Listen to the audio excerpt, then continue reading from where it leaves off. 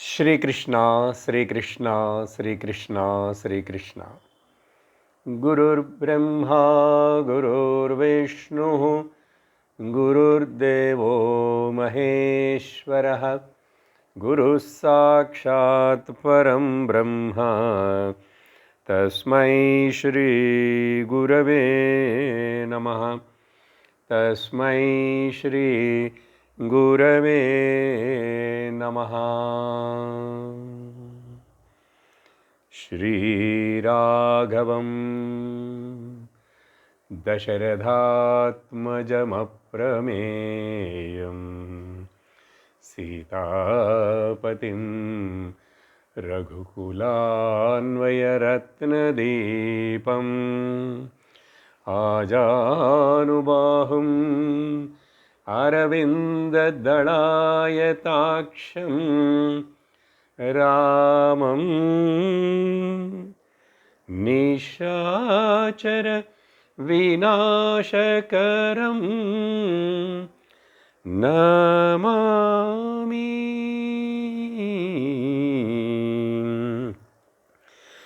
श्रीराम जय जय राम। श्रीराम जय जय राम। श्रीराम जय जय राम। श्रीराम जय जय राम। श्रीराम जय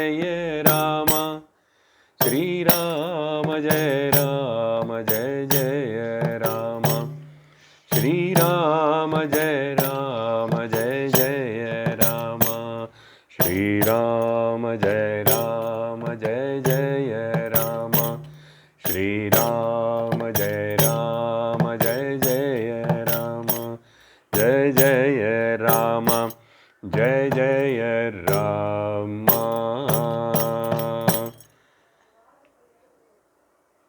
जानकीकान्तस्मरणं जय जय राम राम। हरि ओम तत्सत्। ஸ்ரீ ராம குணகானம் 2 மாதத்துக்கு முன்னாடி சிறந்த வாழ்வுக்கான வழி அப்படின்னு சொல்லி ஆரம்பித்த இந்த சத்சங்கம், அதிலும் ஸ்ரீ ராமருடைய அத்தியந்த உன்னதமான குணங்களை எடுத்துட்டு நம்ம சிந்தனை பண்ணால் சிறந்த வாழ்வு எப்படி வாழ்கிறதுனேது நமக்கு நல்லா புரியும், தெரியும். அப்படின்னு சொல்லி நம்ம இந்த ஸ்ரீ ராம கதை ராமாயணம் மொத்தத்தினே ஒரு வாட்டி ஒரு காண்டமாக நம்ம பார்த்து முடிச்சிருக்கோம். ஆனால் மறுபடியும் இப்போது பேசுகிற இந்த ராமாயணம் ராமகதை ராம குணகானம் இதில் ராமருடைய முக்கியமான 16 குணங்களை எடுத்துட்டு நம்ம ஒன்றா பார்த்துட்டு வந்துட்டுருக்கிறோம். இந்த ராமருடைய 16 குணங்கள் வால்மீகி ராமாயணம் ஆரம்பத்திலேயே வால்மீகி நாரதர்கிட்ட கேட்குறாரு, யாராவது இந்த 16 குணங்கள் இருக்கிற ஒரு மனிதன் இப்போ பூலோகத்தில் பூமி மேலே இருக்கானா? அதுக்கு பதில் தான் நாரதர் இந்த ராமருடைய விஷயங்கள் எல்லாத்தையும் சொல்கிறார். அதுதான் வால்மீகி எழுதினார், அதுதான் ராமாயணமாக வந்தது. அப்போது ராமருடைய 16 குணங்கள்னு நம்ம ஒன்றா எடுத்துகிட்டு எந்தெந்த சந்தர்ப்பத்திலோ எங்கெங்கே ராமர் இந்த குணங்களை காட்டி வாழ்த்தி நடந்து காட்டிட்டாருன்னு சொல்லி நமக்கு நல்ல விதமாக தெரியும். அதனால் இந்த வாட்டி ராமாயணத்தினை இந்த விதமாக பார்க்கணும் அப்படின்னு சொல்லிட்டு நம்ம நினச்சி தொடங்கிட்டோம். நடுவில் ஒரு மாதம் நமக்கு ஸ்பிரிச்சுவல் ரிட்ரீட்ஸ் இருக்கிறதுனால நம்ம சத்சங்கம் போன மாதந்தான் ஏப்ரல் மார்ச் எண்டிங்கில் தான் ஏப்ரல் எண்டிங்கில் தான் நடந்தது. அந்த சத்சங்கத்தில் நம்ம ராமருடைய முதல் குணமான குணவான் అనేదే ஒரு குணம் அப்படின்னு எடுத்துட்டு அதுக்கு அடிப்படையாக 5-6 எபிசோட்ஸ் ராமாயணத்தில் எங்கெங்கே ராமர் அந்த குணவான் அப்படின்னா எல்லோருக்கும் அவர் அவைலபிளாக இருக்கிறது, எல்லோருக்கூடையும் கலந்து சேர்ந்து போகக்கூடிய ஒரு குணம், அதை பார்த்தோம். குஹன் விஷயத்தில், சுக்ரீவர் விஷயத்தில், விபீஷணர் விஷயத்தில் 3 பேர் கூட 3 வகையான வேறுவேறான மனிதர்கள். அப்புறம் சபரி கதை கூட அதில் சொல்லியிருக்கோம். ஒருத்தனும் குஹன் மனிதன், சுக்ரீவன் வானரர், விபீஷணர் ராட்சசன். ஆனால் எல்லோரும் கூட பகவான் ராமர் எப்படியெல்லாம் டீல் பண்ணி அவருடைய தர்மத்தினை விட்டி கொடுக்காமே, அதுதான் முக்கியம். அப்படி அந்த குணவானே விஷயத்தின் எல்லாம் விஸ்தரித்து விவரமாக பார்த்ததுக்கு பிறகு அடுத்ததாக நம்ம 2வது குணம் கூட ஆரம்பித்து பேசிகிட்டு இருக்கோம். அந்த 2வது குணம் வீரியவான். முதல்து குணவான், 2வது வீரியவான், வலிமை உடையவர். அப்படின்னா உடம்பு லெவலில் அவர் ரொம்ப பலசாலியாக இருக்கார், பராக்கிரமத்தோடு இருக்கார். பொதுவாக வீரியவானன்னா ரொம்ப பலம் இருக்கிறவர்,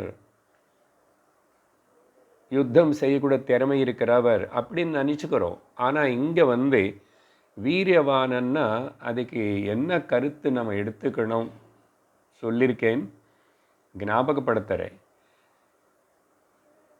எப்படிப்பட்ட சூழ்நிலையிலோ எப்படிப்பட்ட மனிதர்கள் கூட நம்ம வாழ்ந்துட்டு இருந்தால் கூட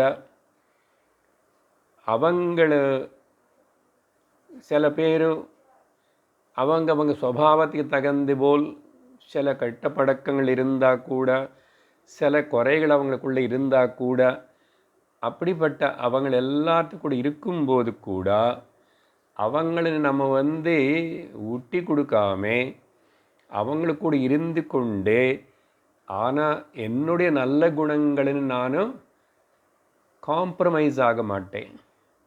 என்னுடைய நல்ல குணங்கள், என்னுடைய தர்ம அனுஷ்டானம், தர்மாச்சரணத்தின்னு நான் விட்டி கொடுக்காம அவங்கள கூட சேர்ந்து இருக்கக்கூடிய திறமை இருந்தால் நம்மகிட்ட வீரியம் இருக்கேன்னு அர்த்தம். அப்படின்னா எந்த டெம்டேஷன்ஸ் வந்தாலும் வாழ்க்கையில் எப்படிப்பட்ட எதிர்ப்புகள் வந்திருந்தால் கூட அது எல்லாத்தையும் நம்ம அதுக்கு அடிமையாயோ நம்முடைய நல்ல குணங்களை விட்டி கொடுக்குறதோ செய்யாமல் இருக்கிற ஒரு சக்தி இருக்க பாருங்கோ, அதுக்கு பேர் வீரியவான். இப்படி தான் புரிஞ்சுக்கணும். ராமர் அப்படி தான் இவங்க எல்லாருக்கூடையும். அப்புறம் இந்த வீரியவானனே தலைப்பில் பார்க்கும்போது ஆல்ரெடி நம்ம 2-3 சன்னிவேசங்களையும் பார்த்து முடிச்சிட்டோம். எப்படின்னு சொன்னால், எங்கேன்னு சொன்னால், ராமர் இந்த பராக்கிரமம் இல்லை வீரியவான் అనేది 2 முக்கியமான குணங்களோ கூட சேர்ந்து இருந்தால் தான் அது வீரியவான் ஆயிடும். என்ன சொல்லியிருக்கிறதுக்கு, ஒன்று நிஷ்கலத்துவம், கல்மஷமாக இருக்கிறது அப்படின்னா பியூரிட்டி. அடுத்தது ஸ்திரத்துவம் இருக்கணும், அப்படின்னா செழிக்காமல் இருக்கிறது, டிஸ்டர்ப் ஆகாமல் இருக்கிறது. அப்படி இருந்தால் அது 2 சேர்ந்து அது வீரியவான் ஆயிடுவான். இதுக்கு ஞாபகம் வச்சுக்கிட்டு எந்த எபிசோடு பார்த்தோம், முதல் ராமர் சின்ன வயசுலேயே, அப்படின்னா 12 வயசில் விஸ்வாமித்திரன் கூட்டிகிட்டு போனார். விஸ்வாமித்திருடைய யக்னத்தில் ராட்சசர்களோடு செய்கிற தொல்லையிலிருந்து காப்பாற்றுறதுக்காக மாரீச்ச சுபாகு அనే ராட்சசர்கள். அப்போது ராமர் லக்ஷ்மணன் 2 பேரும் அவர் கூட்டிகிட்டு போனார். 12 வயசு, இன்னும் மீசம் கூட வரல. அப்படிப்பட்ட ராம லக்ஷ்மணர்கள் 2 பேரும் ராமர் அங்கே எப்படியெல்லாம் யுத்தம் பண்ணி விஸ்வாமித்ருடைய யக்னத்தை காப்பாற்றி சரியாக நடத்துகிற விதமாக சகாயம் பண்ணார். விஸ்வாமித்திரருக்கு சகாயம் பண்ணார். அப்படின்னா எப்படிப்பட்ட ஒரு பராக்கிரமம் இருந்திருக்கணும். சரி, ரொம்ப சின்ன வயசுலேயே அப்படிப்பட்ட அஸ்திர சஸ்திர வித்தைகளெல்லாம் தெரிஞ்சவர்னு ஒன்று தெரியறது நமக்கு.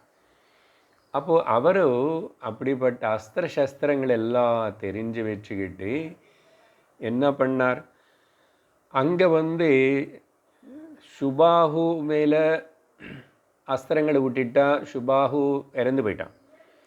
கூட வந்த வேறு ராட்சசர்கள் எல்லாரும் இறந்து போயிட்டான். சுபாகுடைய அண்ணான மாரீச்சனு மட்டும் அவர் மேலே மானவாஸ்திரத்தினை விட்டுட்டார் ராமர். அந்த மானவாஸ்திரம் యొక్క சக்தினால் 100 யோஜனங்களுக்கு கடலுக்கு பக்கம் எங்கோ தாண்டி போய் அப்படி உளுந்துட்டாராமா. 100 யோஜனங்கள். அதனால மாரீச்சருக்கு ரொம்ப பயம் ராமரன்னா. ஆனால் உயிர் தப்பி எப்படியோ வாழ்ந்துட்டுருக்கார். அடுத்ததாக அந்த விஸ்வாமித்திரர் யக்னம் எல்லாம் முடிஞ்சதுக்கப்புறம் மிதிலா நகரத்தில் சீதா கல்யாணம், சீதாக்கு ஸ்வயம்வரம் அனௌன்ஸ் பண்ணார் ஜனகர். அங்கே சிவதனஸ் இருக்கு. அந்த சிவதனஸ்னு காமிக்கணும். மிதிலா நகரம் போகணுமனே விஸ்வாமித்திரருக்கு எல்லாமே தெரியும். ஆனால் குழந்தைகளால் அதெல்லாம் சொல்லாமல் நான் மிதிலா நகரம் போகிறேன், நீங்கள் வருவீங்களா அப்படின்னு அவங்கள கூட்டிகிட்டு போனார். அங்கே ஜனக ராஜா இருக்கார். அவருடைய மகளான சீதாக்கு இப்படி எல்லாம் விவாகத்துக்கு ஏதோ ஏற்பாடு பண்ணுறாராமா. அப்படின்னு சொல்லி போனால் அங்கே சிவதனஸ்னே நம்ம ராமர் ரொம்ப சுலபமாக தைரியமாக ஒரு பதற்றம் இல்லாமல் யாரும் தூக்கி பிடிச்சி வில்லுன்னு அம்பு வைக்கவே முடியாத அப்படிப்பட்ட சிவதனஸ்னு அவர் அம்பு வச்சு ரெடி பண்ணுறதுக்குள்ளே அது உடஞ்சி போச்சு. அங்கே எல்லாரும் பயப்பட்டாங்க. ஆனால் அந்த சப்தத்துக்கு எல்லோரும் மயக்கமாயிட்டாங்க. இந்த 4 பேர் தவிர. யார்? விஸ்வாமித்திரர், ராம லக்ஷ்மண சீதா, அப்புறம் ஜனகர் தவிர மிச்சம் எல்லாருக்கும் மயக்கமே வந்துச்சு. மூர்ச்சாயிட்டாங்க. சரி, இது ஒரு எபிசோடு. அதுக்கப்புறம் கல்யாணம் ஆயிடுத்து, எல்லாம் முடிஞ்சது. திரும்பி கிளம்பி போகிற சமயத்தில் கரெக்டாக வாசல் முன்னாடி பரசுராமர் நிற்கிறார். பரசுராமர் கேள்விப்பட்டார் ராமர் இப்படி சிவதனஸ்ன்னு உடைச்சிட்டாராமா. அப்படின்னு சொல்லி பரீட்சை பண்ணுறதுக்கோ அவருக்கு ஒரு தெய்வ காரியம் இருந்தது. அதனால் அவர் வாசலில் நின்றுட்டார். சேலஞ்சு பண்ணுறாரு, என்கிட்ட விஷ்ணு தனுஷ் இருக்கு, இது நீங்கள் தூக்கி பிடிச்சி உபயோகப்படுத்த முடியுமா? உங்களை பற்றி இவ்வளோ பாராட்டு அப்படியெல்லாம் சொல்கிறாங்களே அப்படின்னு சொல்லிட்டு சவால் விடுறார். அதுக்கு ராமர் அந்த சமயத்தில் முக்கியமாக அப்பான தசரதன் இப்போதான் பையனுக்கு கல்யாணம் ஆகிடுத்து, இவர் நீ இப்போதான் கூட்டிகிட்டு போனோம் பொண்ணோட சேர்த்து சீதா அப்படின்னு இவர் ரொம்ப பயந்து போயிட்டார். எங்கள் பையன் ஒன்றும் பண்ணாதுங்கோ, அவன் சின்ன பையனும் இப்படியெல்லாம் சொல்லி கேட்குறார். ஆனால் பரசுராமர் ஒன்றும் பின்வாங்கலை. அப்போது திரும்பி அங்கே ராமர் அப்படியே தைரியமாக நிற்கிறாரு. பரசுராமருக்கு என்ன பதில் கொடுக்கணுமோ என்ன செய்யணுமோ அதெல்லாம் செஞ்சார். பரசுராமர் கூட ராமருக்கு சரண்டர் ஆகிட்டு அப்புறம் அவரும் ராமருக்கு பிரதட்சணம் பண்ணிவிட்டு அவர் போக வேண்டிய இடத்துக்கு போயிட்டார். ஸோ சூழ்நிலை ஒன்று மேலே ஒன்று இப்படி பதற்றமாக வரும்போது ராமர் கடவுள் ஈஸ்வரனும் அவர்னால சக்தி இருக்குது அவருக்கு அன்னைக்கு மட்டுமே நம்ம பார்க்கக்கூடாது. எப்படி சிச்சுவேஷனை சமாளிக்கிறாரு, கொஞ்சம் கூட முகத்திலேயோ மனசுலேயோ ஒரு பதற்றம் இல்லாமல் அயோத்தியில் ஒன்று கிளம்பி காட்டுக்கு வரும்போது அப்படி தானே இருக்க போகிறார். அந்த எபிசோடு நம்ம பார்த்தோம். அதுக்கு அடுத்ததாக அப்புறம் ராமர் காட்டுக்கு வர வேண்டியதாயிடுது. சீதா, ராம லக்ஷ்மண சீதா 3 பேரும் காட்டுக்கு வந்தாங்க. அந்த காட்டுக்கு வந்ததுக்கப்புறம் அங்கே நிவசிச்சிட்ருக்காங்க தண்டகாரண்யத்தில். அங்கே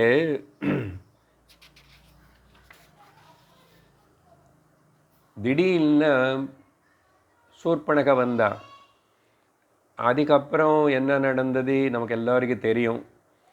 சூர்பனக்கு காது மூக்கெல்லாம் லக்ஷ்மணன் கட் பண்ணதுக்கப்புறம் அந்த அம்மா அளந்துட்டே ஓடி ஜனஸ்தானத்துக்கு போயிட்டான். ஜனஸ்தானம்னா இந்த தண்டகாரண்யத்திலேயே ஒரு இடம் ராவணனும் இந்த ராட்சசனுக்காக தங்கிறதுக்கு, அங்கே விஹரிக்கிறதுக்கு, அங்கே நடமாடி கொண்டிருக்கிற ரிஷிகளின் எல்லாருமே அவங்க கொலை பண்ணி சாப்பிட்றாங்க. அப்படி அந்த ஒரு இடம் அந்த இடத்துல 14,000 பேர் ராட்சசர்கள் தங்குறாங்க.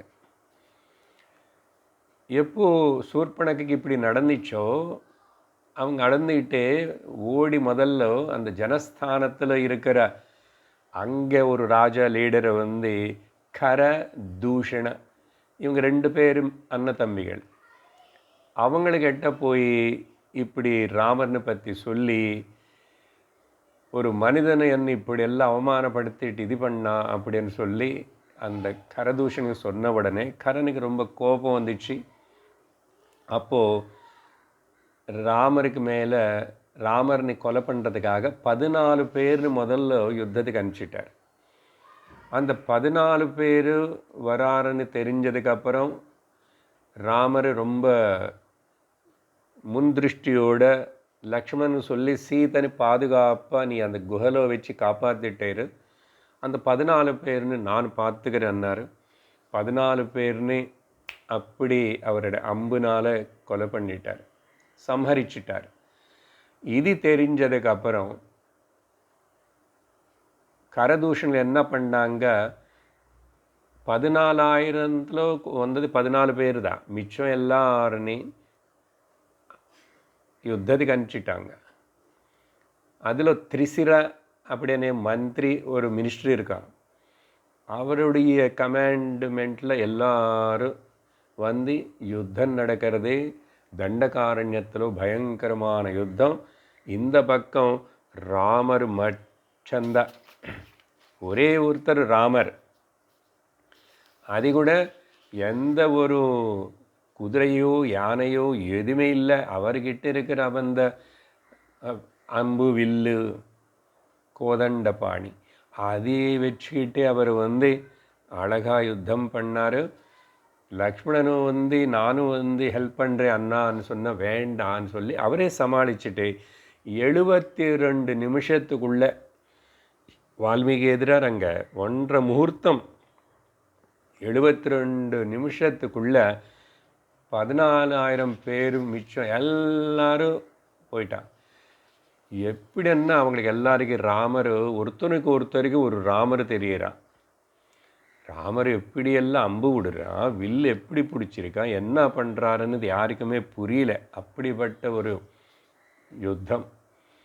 ஸோ ராமர் அப்போது யுத்தம் கதை எல்லாருக்கும் தெரிஞ்சுது. விஷயம் என்னன்னா அப்போது எல்லாம் அந்த திரிசிர வரும்போதும் ராமர் வார்னிங் கொடுத்து சொல்லுவார், இது தவறு, நீங்கள் அனவசரமாக இங்கே எனக்கு கூட யுத்தம் பண்ணுறீங்க, நீங்கள் நான் அம்பு வில்லு பிடிச்சிருந்தால் எனக்கு முன்னாடி நீங்கள் எல்லோரும் நிற்க முடியாது, அனவசரமாக உங்கள் உயிரெல்லாம் போயிடும், நீங்கள் போயிடுங்க நிம்மதி அப்படின்னு சொன்னால் யாரும் கேட்கல. அப்படின்னு சான்ஸ் கொடுப்பார் ராமர்.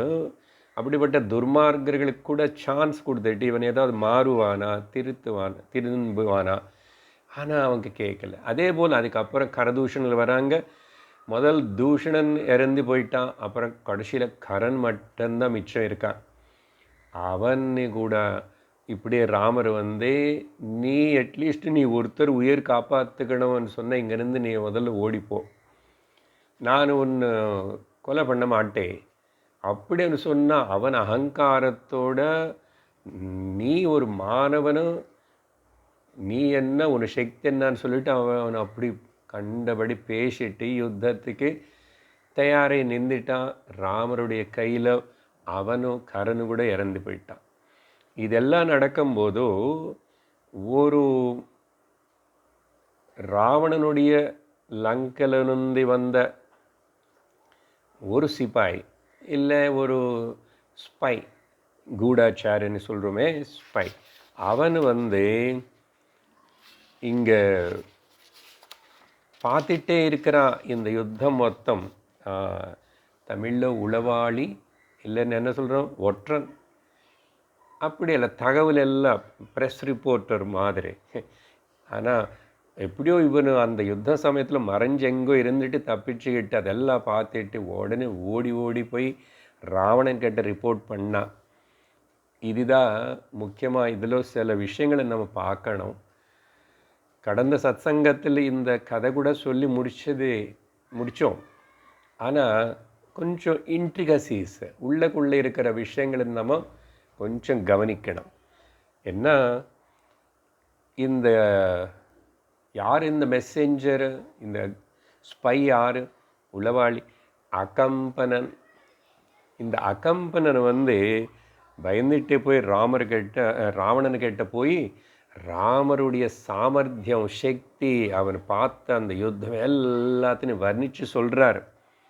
அது சொல்லும் போதோ ராவணன் கேட்குறான், அந்த ராமருக்கு சுற்றி வேறு தேவதைகளை யாராவது ஹெல்ப் பண்ணாங்களோ, இந்திரனு முதலான தேவதர்கள், இல்லை ராமர் தனியாக அவர் மட்டுமே யுத்தம் பண்ணானா அப்படின்னு கேட்டால், இல்லை யாரும் ஹெல்ப் பண்ணல, ராமர் ஒருத்தரே எல்லாத்தையும் சமாளிச்சுட்டு தீர்த்து கட்டிட்டார் அப்படின்னு சொல்லி அது சொன்னதுக்கப்புறம் அதுக்கப்புறம் ராமர் அவனுக்கு ஒரு தம்பி இருக்கான். ராமருடைய சக்தி இந்த இந்திரனும் எந்த ஒரு தேவதைக்கு சமம் இல்லை, அவங்க எல்லாருக்கும் மிஞ்சி இருக்கு. ஆனால் எப்போ பார்த்த பூர்ணச்சந்திரன் போல் அவரோட ஆஹ்லாதமான முகத்தோடு இருக்கான். இதெல்லாம் அகம்பனன்னு வர்ணனம். அந்த ராமருக்கு லக்ஷ்மணன் ஒரு தம்பி இருக்கான். அவர் வேறு இவர் கூட சேர்ந்தாச்சுன்னா அக்னி கூட காற்று சேர்ந்துட்டா எப்படி இருக்கும், எரிஞ்சிட்டு இருக்கிற அக்னி கூட காற்று சேர்ந்த அக்னி இன்னும் நல்ல ஜாஸ்தி ஆகிடும் இல்லை, அதுபோல். அதனால் நான் சொல்கிறேன், அவங்க 2 பேர்னு யாரும் ஜெயிக்க முடியாது, எந்த தேவதைகளும் செய்ய முடியாது, ராமருக்கு எந்த தேவத்தையும் சகாயம் பண்ணல, இது நான் என்னுடைய கண்ணால் நான் பார்த்தேன் அப்படின்னு சொல்லிட்டு அகம்பனன் சொல்கிறார் ராவணன்கிட்ட. அதுக்கப்புறம் இப்படியெல்லாம் பேசி சொல்லும் போதும் இந்த விஷயம் கேட்டதுனால ஜனஸ்தானத்தில் இப்போ நம்ம ஆள் ஒருத்தரும் மிச்சமில்லை. ராவணன் என்ன சொல்கிறான்னா, நானே நேராக போய் அந்த ராமலக்ஷ்மணனின் எதிர்ச்சி அவங்க 2 பேர்னு நானும் யுத்தம் பண்ணி கொலை பண்ண போகிறேன், சம்ஹரிக்கிறேன்றார். அப்போது அகம்பனன் சொல்கிறார், ஐயையோ ராஜா, இந்த வேலை மட்டும் வச்சுக்காதுங்கோ, ராமர் கூட நேர நீங்கள் போய் யுத்தம் பண்ணி ஜெயிக்கிறது అనేది ஒருக்காகவும் நடக்காத விஷயம். ராமர் என்னன்னா தெரியுமா, அவருடைய அம்புகள் எல்லாம் விட்டுட்டா 4-5 விஷயம் சொல்கிறாரு. சமுத்திரம் மொத்தம் சமுத்திரத்துடைய வேகத்தினை அதோடைய மூமெண்ட்டினை உடைய வேகத்தினு கூட நிறுத்துருவார் அவர். அப்புறம் ஆகாசத்தினே கிரகங்களின் நட்சத்திரங்கள் எல்லாத்தினையும் அவங்களுடைய அம்புகளினால கீழே கொண்டு வருவார். அதேபோல் சமுத்திரத்திலோ முனிங்கி போயிருந்த பூமி இருந்தால் அதினை அப்படியே மேலுக்கு கொண்டு வர சக்தி இருக்கிறவர். அவர் விஸ்வத்தினே லயம் பண்ணி அவருடைய சக்தி சாமர்த்தியங்கள்னால திரும்பி யதாஸ்தானத்தில் கொண்டு வந்து நிற்க வச்சு சிருஷ்டி செய்ய சக்தி இருக்கிறவர். அப்படின்னு சொல்லி எப்படி பாபிகளுக்கு ஸ்வர்க்கம் போகிறதுக்கு லாய்க்கே இல்லையோ, ஸ்வர்க்கம் செய்கிறது பாப்பம் செஞ்சவன் எப்படி ஸ்வர்க்கத்துக்கு போவான்? அதேபோல் நீயும் உங்களுடைய அனுசரிகளான இந்த ராட்சச சைன்யம் கூட ராமர்கிட்ட போய் பிரத்யக்ஷமாக யுத்தம் பண்ணி ஜெயிக்கிறதுனேது கனவு, அது அசாத்தியமான விஷயம் அப்படின்னு சொல்லி கடைசியில் ஒரு பேட் அட்வைஸ் கொடுக்குறாரு. ஜாக்கிரதை கேளுங்க. எப்போ கூட நமக்கு சுற்றி பக்கத்தில் சில பேர் பேட் அட்வைசஸ், தப்பான நமக்கு சொல்லி கொடுப்பான். அப்படிப்பட்ட இவன் ஒருத்தன் அகம்பனனு என்ன சொல்கிறான்னா, சீதனை நீங்கள் கிட்னாப் பண்ணி கொண்டு வந்தாச்சுன்னா என்னாகும்? அப்போது ராமர் சீதாவுடைய விரகத்தினால ராமர் உயிரோட வாழ மாட்டான், அவருடைய சக்தி எல்லாம் போயிடும் அப்படின்னு சொல்லி சொல்கிறார். தஸ்யாபஹர பாரியாம் த்வம் பிரமத்யது மகாவனே சீதையா ரஹித காமி ராமோ ஹாஸ்யதி ஜீவிதம் அப்படின்னு சொல்லி கொடுக்குறார். அதனால் இப்படி சொன்ன உடனே சீதா அபகரணத்துக்கு அகம்பனனும் ராவணனுடைய ஹிருதயத்தில் பீஜத்தினை நாட்டிட்டார். அதே ராவனுடைய மிருத்யுவுக்கும் அங்கே ஃபவுண்டேஷன் போடப்பட்டது. மிருத்யுக்கு பீஜம் அது. அப்போது என்ன புரிஞ்சுக்கணும், இங்கே மனுஷனுடைய பதனத்துக்கு அது ராட்சசனா மனுஷனா எந்த ஜாதி சேர்ந்தா கூட ரெண்டு காரணம். ஒன்று காமம், அடுத்தது குரோதம். இப்போ இங்கே முதல்ல குரோதம் வந்துச்சு. குரோதம் வந்ததுனால அது காட்டுறதுக்காக நானே நேராக போய் சண்டை போடுறேன்னா ராவணன். அது முடியாத காரியமனு நேராக பார்த்த அகம்பனன் சொன்னதுனால அகம்பனனே சொல்லி திரும்பி ராவணனுக்கு ஆல்ரெடி அவன் ஸ்திரீ லோலன், அப்படின்னா உமனைசர். அதனால காமம் விஷயத்தில் அவர் ரொம்ப வீக்கு, பலஹீனன். அதனால அது சொல்லிட்டு இதுதான் வழி அப்படின்னு சொல்கிறார். அப்போ காமத்துக்கு அடிமையாயிட்டார் ராவணன். குரோதத்தினை கொஞ்சம் கட்டுப்படுத்திக்கிட்டா கூட. அதனால இப்படி நமக்கு ஹிதமில்லாத ஒரு பிரியமான விஷயங்களின் மட்டும் நமக்கு அட்வைஸ் பண்ணுற ஸ்நேகிதர்களே பக்கத்தில் வச்சுக்கூடாது. ஏன்னா பிரியம் வேறே ஹிதம் வேறே. அது சொல்கிறதுக்கு பிரியமாக இருக்கு, அது இப்போது என்ன ஆக போகிறது கடைசியில்? அது ராவணனுக்கு ஹிதம் இல்லையே. இப்படி அகம்பனனுடைய வர்ணனம் ராவணனுடைய பெருமை பற்றி. அதுக்கப்புறம் ராவணன் என்ன பண்ணால், சரி அப்படின்னு பிளான் போட்டு இதுக்கு யாரும் சரியான மனுஷன் ஹெல்ப் பண்ணுறதுக்கானி மாரீச்சன்கிட்ட வந்தான்.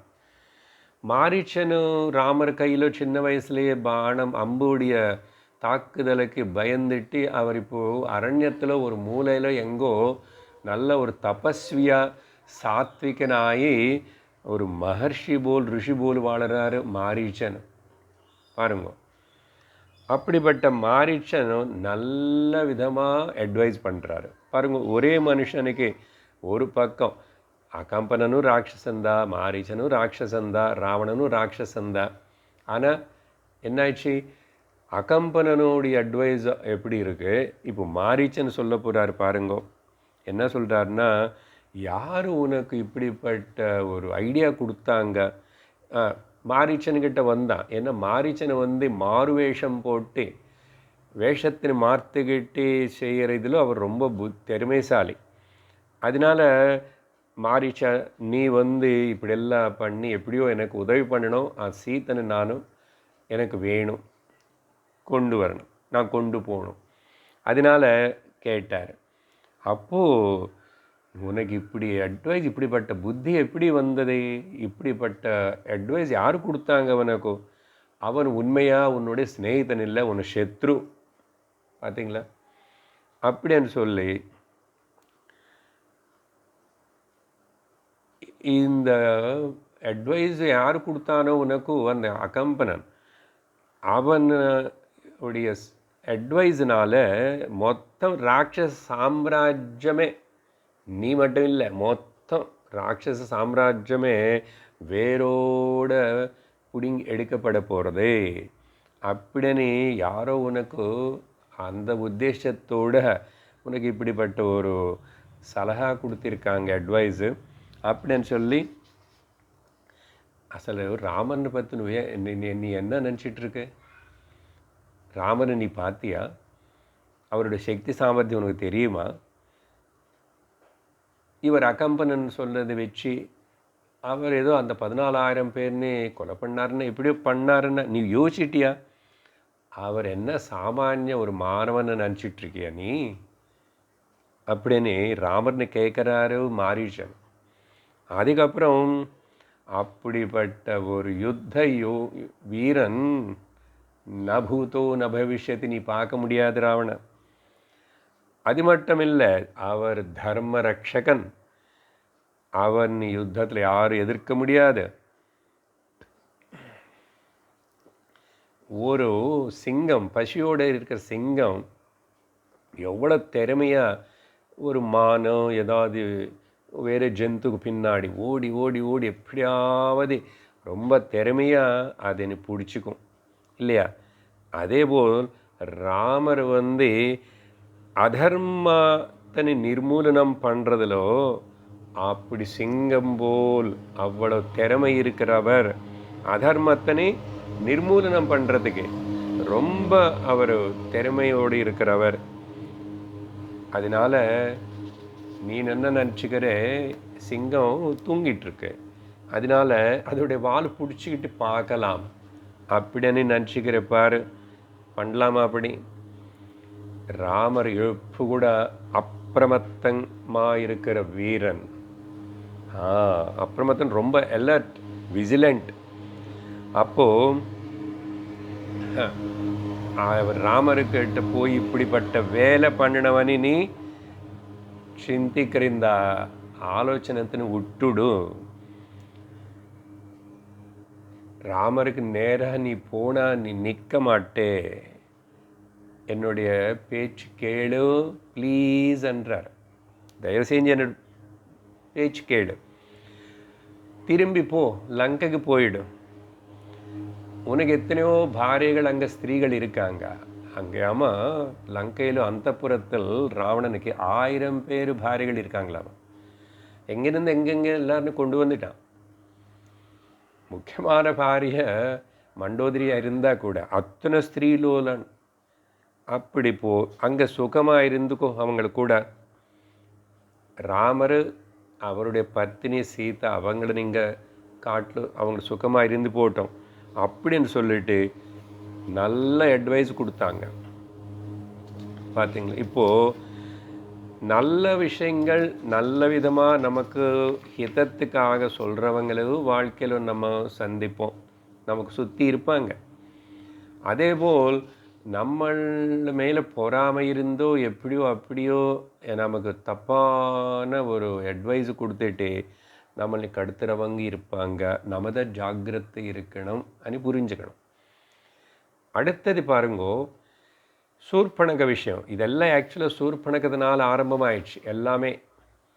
அந்த சூர்பனக ராமர்னு விவாகம் பண்ணிக்கணும்னு போய் கேட்க, அதுக்கப்புறம் அவர் இப்படி பேசி லக்ஷ்மணன் சொல்லி, லக்ஷ்மணன் இந்தம்மா கோபம் வந்து சீதனே கொலை பண்ணுறேன்னு போய் கணத்து பிடிச்சிக்கும் போது ராமர் வந்து லக்ஷ்மணா இந்த ராட்சசன் விடக்கூடாதுன்னாரு.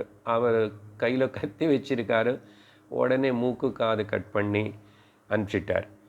அப்போப்பட்ட இந்த சூர்பனக பாருங்கோ என்ன பண்ணா, எப்போ இதெல்லாம் இங்கே இப்படி நடந்துச்சோ அந்தம்மா அப்புறம் ஜனஸ்தானத்தில் இப்போ யாரும் ஒருத்தரும் இல்லை, எல்லாம் போயிட்டாங்க. நேராக ராவணன்கிட்ட லங்கைக்கு போயிட்டான். ராவணன்கிட்ட லங்கைக்கு போயிட்டான். அங்கே ராவணன் வந்து சபையில் இருக்கான். புஷ்பக விமானத்தில் அவர் சபை வைப்பாராமா. அது அவ்வளோ பெரிய பெரிய மாளிகை. அங்கே போய் இந்த போது ராவணன் எத்தனையோ 1000 சவத்சரங்கள் தபஸ் பண்ணி தேவதைகள் எல்லாரையும் ஜெயிச்சு இருக்கிற ரொம்ப தேஜஸோடு இருக்கிற ராவண பிரம்ம அப்படிப்பட்ட உட்கார்ந்திருக்கார். ஆனால் அப்படிப்பட்ட ராவணன் மேபி அவனை நாசனத்துக்கோ என்னமோ இந்த அம்மா வந்து தங்கச்சியாக இருந்தால் கூட இவன் குபேரஸ்தானத்தினை ஆக்கிரமிச்சிட்டான், புஷ்ப விமானத்தினை திருடிட்டு வந்துட்டான், எத்தனையோ வேறு ஸ்திரீகள் எல்லாருன்னு கொண்டு வந்துட்டான். அப்படி இருக்கும்போது நீ இவ்வளவு சக்தி சாலியாக லோகத்தில் தேவதைகள் எல்லாரும் ஜெயிச்சுட்டு உன்னுடைய கையில் வச்சுக்கிட்டீங்க. ஆனால் எதுக்கு இந்த ராமர விஷயம்ல நீ ஒன்றும் செய்ய முடியாமல் உட்கார்ந்துருக்க பாருங்க. ராமர விஷயத்தில் நீ ஒன்றும் செய்ய முடியல, ஏன் செய்யலை அப்படின்னு கேட்குறான். கோபமாக கேட்டுச்சு ராவணனை கேட்டார். அப்போது ஜனஸ்தானத்தில் என்ன நடந்ததுன்னு சொல்லி கேட்டார், டீட்டெயில்ஸ் எல்லாம் மறுபடியும். அப்போது சூர்பனக இப்படியெல்லாம் சொல்லியிருக்கு, ராமர் தசரதோட புத்திரன் கதையெல்லாம் சொல்லியிருக்கு. இப்போது சூர்பனக ராமர்னை பற்றி விவரிக்க பாருங்கோ. என்னன்னா அது ஒரு அஸ்திர சஸ்திர வித்தைகளுக்குள்ள அவர் கூட சமமாக இந்த முன்லோகத்தில் யாரும் இல்லைப்பா அண்ணா. ஏன்னா நானும் பார்த்த 14,000 பேர்னு அவர் வந்து ஒருத்தர் இந்த கொஞ்ச நேரத்தில் எல்லாத்தையும் காலி பண்ணிட்டார் அப்படின்னு சொல்லி. எப்படியெல்லாம் அம்பு எடுக்கிறாரு, எப்படி விடுறாரு, எனக்கு ஒன்றும் புரியலப்பா. அதனால ராமனோட பராக்கிரமம் வர்ணனம் பண்ணுறான் யார், சூர்பனகா. எப்படி பனிக்கட்டிகள் எல்லாம் பனிக்கட்டிகளோட மழை பெஞ்சதுன்னு வச்சுக்கோங்க, பெரிய சைக்ளோன் போல் வந்து, அப்போது இந்த நிலத்தில் இருக்கிற இந்த பயிர் அதெல்லாம் தாங்குமா? சர்வம் நாசனமாயிடும் இல்லையா? அப்படி தான் ராமருடைய பானங்கள் அம்புகள் வந்து அவர் இந்த ராட்சச சைன்யம் மொத்தத்தினே அப்படி வித்வம்சம் பண்ணிட்டார். அவரை ஒரே ஒரு சோல்ஜர், சாதாரண பதாதி தளம் சைனிகன் எப்படி நடந்து போகிற. அப்புறம் இந்த மாதிரி சொல்லி இப்போ தண்டகாரண்யம் என்ன இருக்கோ தெரியுமா? ரொம்ப பிரசாந்தமாக இருக்கு. முனிவர்கள் எல்லோரும் ரொம்ப சந்தோஷமாக சாந்தமாக வாழ்ந்துட்டுருக்காங்க. அப்போது ராமருக்கு வந்து ரொம்ப விசாலமான ஹிருதயம் இருக்கு பாருங்க. ராட்சசி சூர்பனக சொல்கிறான். அப்புறம் அவர் ரொம்ப படித்தவர், வித்யாவான், தார்மிகன், எல்லா ஃபீல்ட்ஸில் அவருக்கு அவர் எக்ஸ்பர்ட். அப்புறம் லக்ஷ்மணன் தம்பி பற்றி சொல்லி, அண்ணன் எப்படி ஒரு சூர வீரியனோ அதே போல் தான் லக்ஷ்மணன் கூட. ஆனால் அண்ணன் என்ன சொன்னால் அதுக்கு கட்டுப்பட்டு இருப்பான். ஆனால் கொஞ்சம் கோபக்காரி யார், லக்ஷ்மணன். அப்படின்னு சொல்லி விவரணை பண்ணி ராவணன் வந்து பிரலோபப்படுத்தி எப்படியாவதுன்னு சொல்லி சீதாதேவியுடைய அழகு பற்றி வர்ணனம் பண்ண ஆரம்பிச்சிட்டான். பார்த்தீங்களா? ஆல்ரெடி அகம்பனனும் சொன்னான் சீதனை கொண்டு வரணும்னு, மாரீச்சன் சொல்லி அப்புறம் நிறுத்திட்டான். இப்போ திரும்பி சூர்பனக வந்து அவன் இன்ஸ்டிகேட் பண்ணுறது, என்ன ரூபமாக லக்ஷ்மி தேவி போல் இருப்பான். உனக்கிட்ட எத்தனையோ பாரிகள் ஸ்திரீகள் இருந்தால் கூட அவங்கள எல்லாரும் தூஸ். இந்த சீதாதேவியுடைய அழகு முன்னாடி இவ்வளவு சக்திசாலியாக இருக்கிற உனக்கு அந்த சீதா இல்லாமல் உன்னுடைய வாழ்க்கை என்ன அப்படின்னு சொல்லி, அதனால் அந்த சீதையோட நீ சுகமாக வாழ்ந்துட்டு இருந்தால் பார்க்கணவனி நான் விரும்புகிறேன். பாருங்க எப்படி பேசுகிறான். ராமனுடைய பெருமை பற்றி அவ்வளவு சொன்னால், ஆனால் உள்ள இந்த அம்மாக்கு நடந்த அவமானத்துக்கு கோபம் இருக்க பார்த்தீங்களா? குரோதம் மனுஷனுடைய நாசனத்துக்கு 2 காரணம். அதனால தான் பகவத்கீதையில் பகவான் கூட காம ஏஷ குரோத ஏஷ ரஜோகுண சமுத்பவ மகாசனோ மகாபாப்மா வித்யே இஹ வைரிணம். நமக்கு வேறு யாரும் இந்த லோகத்தில் சத்ருவில் கிடையாது, நமக்கு யாரும் எதிராளி கிடையாது. இருந்தால் நமக்குள்ளே இருக்கிற இந்த 2 தான், காமம் குரோதம். அதனால வர 3வது இன்னொன்று கூட அப்போது பகவத்கீதையில் சொல்லுவார் கிருஷ்ணர், லோபம். காமம் குரோதம் லோபம், 3 தான் நரகத்துக்கு என்ட்ரன்சஸ்ன்னு கூட சொல்கிறார் கீதையில் கிருஷ்ணர்.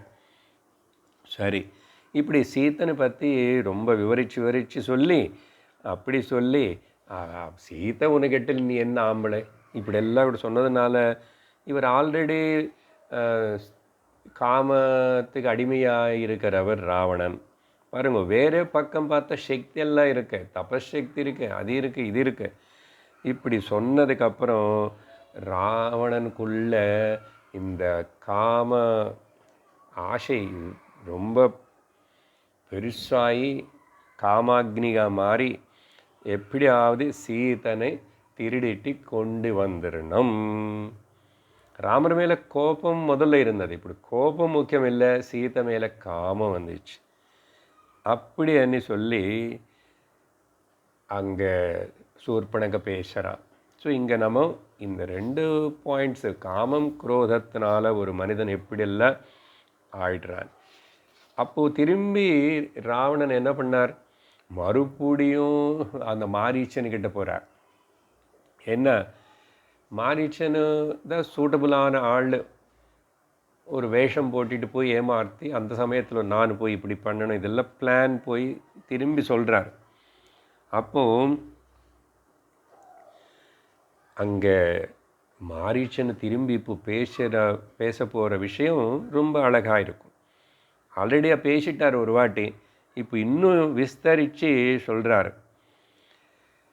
எப்போ போய் இப்படி சொல்கிறாரோ ராவணன் போய் மாரீச்சனை கேட்ட, அங்கே ஒரு ஸ்லோகம் எழுதுகிறார் வால்மீகி. லோகத்தில் ராவண பாரு, சுலபா புருஷா ராஜன் சததம் பிரியவாதினः அப்ரியஸ்ய து பத்யஸ்ய வக்தா ஸ்ரோதா ச துர்லபः. ராவணா, நம்மளுக்கு பிரீத்தி ஏற்படுற போல் பேசி சொல்கிறவங்க லோகத்தில் ரொம்ப சுலபமாக கிடைப்பாங்க. பிரீத்தி என்னை பற்றி நல்லா சொல்கிறாரே, எனக்கு பிரியமாக இருக்கு, அதான் சொன்னானே பிரியமானே, பிரீத்தி. ஆனால் நான் சொல்கிற பாரு, ஒருவேளை நமக்கு சொல்கிற அட்வைஸ் பண்ணுறவன் அப்பிரியமானது சொன்னால் கூட, ஆனால் நல்ல விஷயம் சொல்கிறாருன்னா சொல்லுவானன்னா அப்படிப்பட்டவன் கடிக்கிறது ரொம்ப கஷ்டம் லோகத்தில். அதனால் ஒருவேளை அப்படி நல்ல விஷயம் நமக்கு சொல்லி நம்ம நல்லதுக்காக ஹிதத்துக்காகன்னு சொல்லி யாராவது சொல்கிறவனுக்கு கடித்தா கூட அந்த நல்ல விஷயத்தினை ஏற்றுக்கிறதுக்கு ஆள் இருக்கணுமே, இவன் ஏற்றுக்கணுமே. பார்த்தீங்களா, அது கூட துர்லபந்தான் கடிக்கிறது. நல்ல விஷயம் சொல்கிறவரதே கடிக்கிறது கஷ்டம். ஒருவேளை அப்படி கடித்தா கூட கேட்குறவன் ஏற்றுக்கணுமே. அதனால் இது மகா கஷ்டம் கடிக்கிறது இப்படி. அதனால் நான் சொல்கிற இந்த நல்ல அட்வைஸுன்னு நீ கேட்டுக்கிட்டு உன்னை பிரியத்துக்காக நானும் சொல்லலை, உன்னுடைய ஹிதத்துக்காக சொல்கிறேன். அது நீக்கு பிரியமாக இல்லை, நீ உனக்கு பிடிக்கலன்னா கூட வேறே வழியில் நான் சொல்கிறது நீ கேட்கணும் அப்படின்னு சொல்லிட்டு மாரீச்சன் ரொம்ப வருத்தத்தோட திரும்பி போய் வந்துட்டானே, திரும்பி இதே எண்ணத்தோட என்ன பண்ண அப்படின்னு சொல்லி இன்னும் கொஞ்சம் அசல் ராமரை பற்றி உனக்கு சரியாக புரியல. உனக்கிட்ட யாரும் ராமர்னை பற்றி வேறு வேறு தப்பு தப்பாக எதேதோ சொல்லியிருக்காங்க. ஆனால் ராமரை பற்றி இன்னொரு வாட்டி சொல்கிறேன், காதில் போட்டுக்கோ அப்படின்னு சொல்லி, எப்படி இடிக்கு எவ்வளோ சக்தி இருக்கின்றனதோ, இந்திரன் வருணன் கூட சமானம் அவர். அதுக்கு மேலே ஒருத்தரே லோகத்தில் இருக்கிற எல்லா ராட்சசங்களையும் நிர்மூலனம் பண்ணக்கூடிய சக்தி இருக்கிறவர். அதனால் நீ இப்படிப்பட்ட ஆத்திரத்தில் இப்படி நிர்ணயம் பண்ணி ஏதாவது பண்ணியாச்சுன்னா ராட்சச ஜாத்தியே நாசனம் ஆகிடும். நான் நினைக்கிறேன் சீதா நிஜமாகவே உன்னுடைய மரணத்துக்கு அந்தத்துக்காக தான் அவள் பிறந்தான்னு நினைக்கிறேன். அதனால் நீ ஒரு விதத்தில் லோகத்தில் நீ ரொம்ப பெரிய ஆளுன்னு சொல்லி பேர் வாங்கிட்டேன்.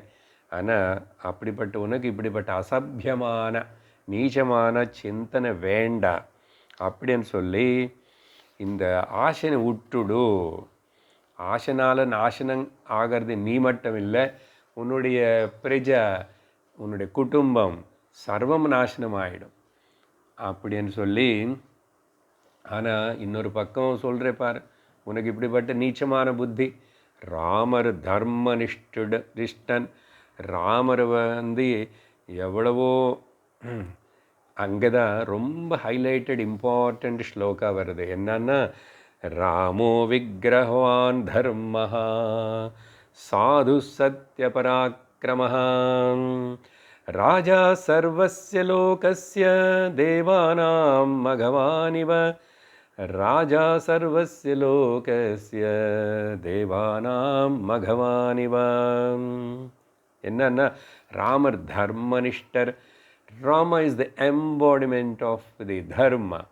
Rama is a ever role model for everyone. அப்படின்னு ரீசெண்டாக அந்த ஃபேமிலி ரிட்ரீட்டில் குழந்தைகள் பெரியவர்கள் சேர்ந்துருக்கிற இடத்துல 4 நாள் இதே விஷயங்களை தான் அங்கே பேசியிருக்கேன். ஸோ ராமோ விக்கிரகவான் தர்மஹா, இது ரொம்ப ஹைலைட் பண்ணி நாங்கள் அடிக்கடிக்கு சொல்லிகிட்ருப்போம். இது ஒரு கொட்டேஷன். ஆனால் சொன்னது யார்? மாரீச்சனு ராட்சசன். பாருங்க, ஒருத்தனை ஒரு ராட்சசனை புரிஞ்சுக்கிட்டான், இன்னொரு மனுஷனை புரிஞ்சிக்கலை அப்படின்னு சொல்லி.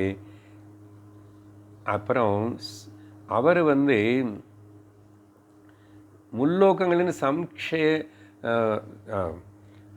மூர்த்தி தர்மம், சத்தியமே அவருடைய ஆயுதம்.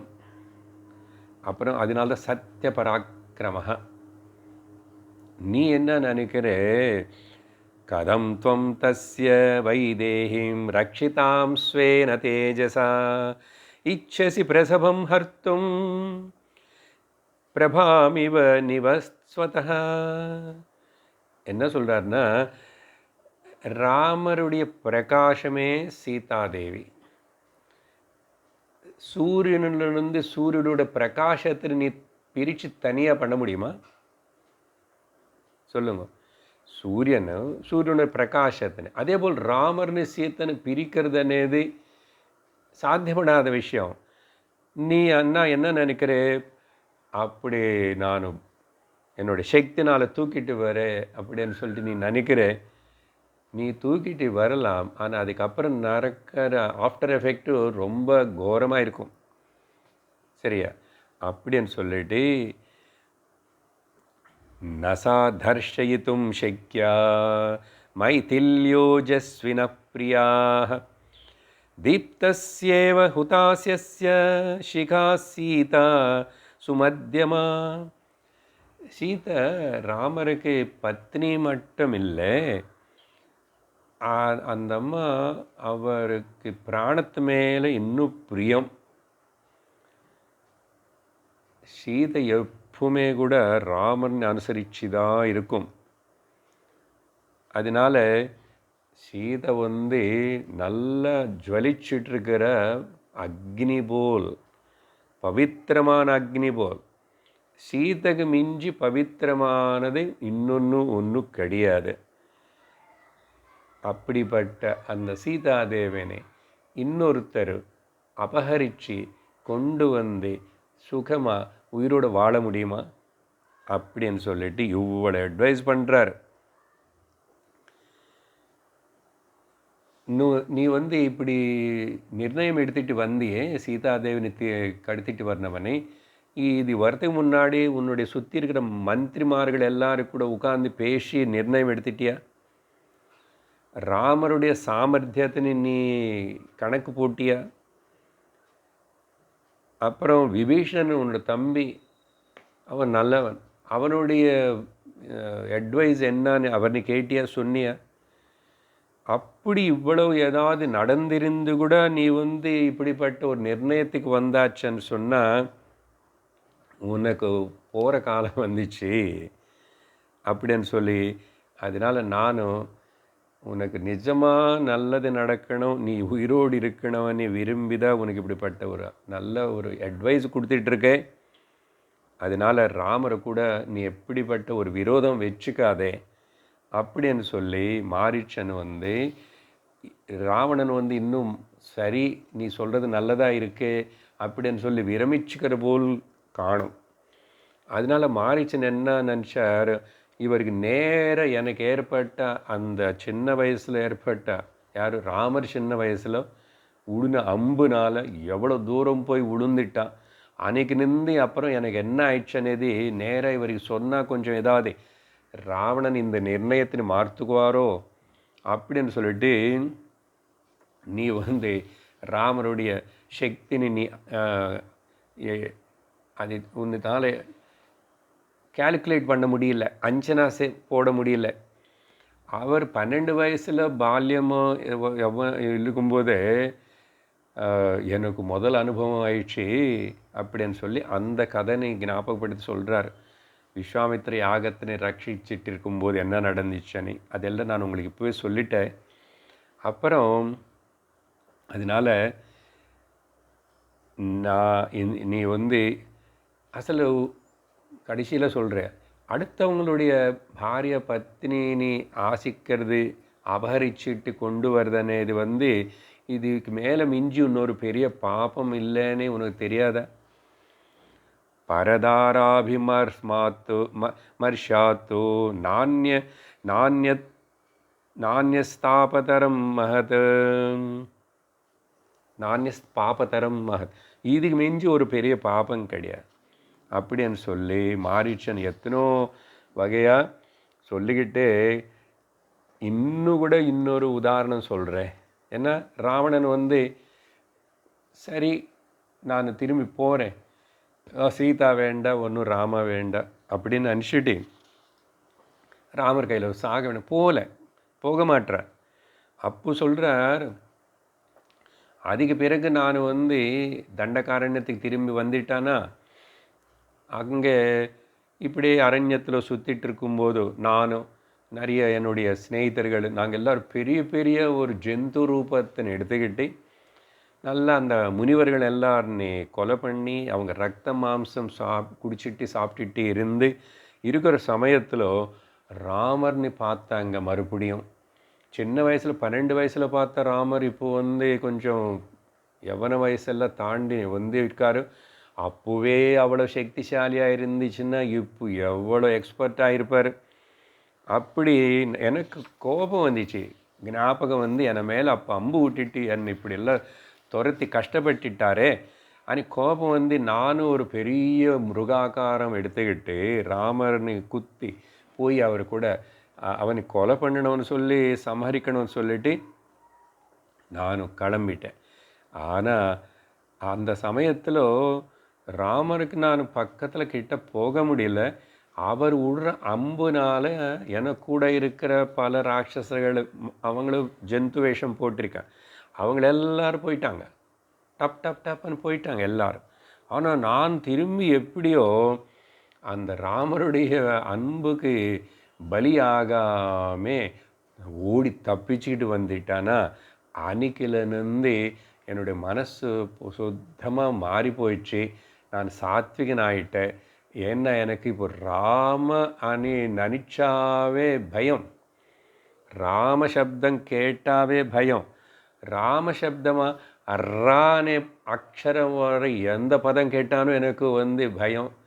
அதனால் எனக்கு பிபி ஏறும், பயம் வரும், தூக்கம் வராது. அதனால் நான் ராமனுக்கு சரணடைஞ்சு அவருக்கு நானும் ஸ்ரத்தையோடு அவர் நினச்சிக்கிட்டே இருப்பேன் எப்பவுமே.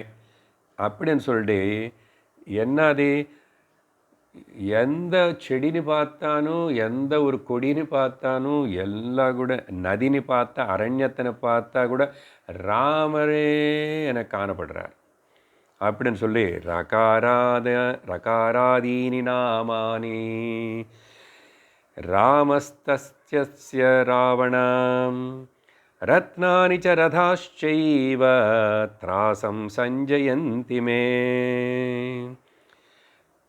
ரானே அக்ஷரத்தோடு ஆரம்பிக்கிற ரதம் ரத்னம் இல்லைன்னு உன்னுடைய பேரே ராவண ராலு ஆரம்பிக்கிறதா, அப்பா கேட்டாவே எனக்கு உடம்பு நடுங்கிறதே அப்படின்னு சொல்லிட்டு.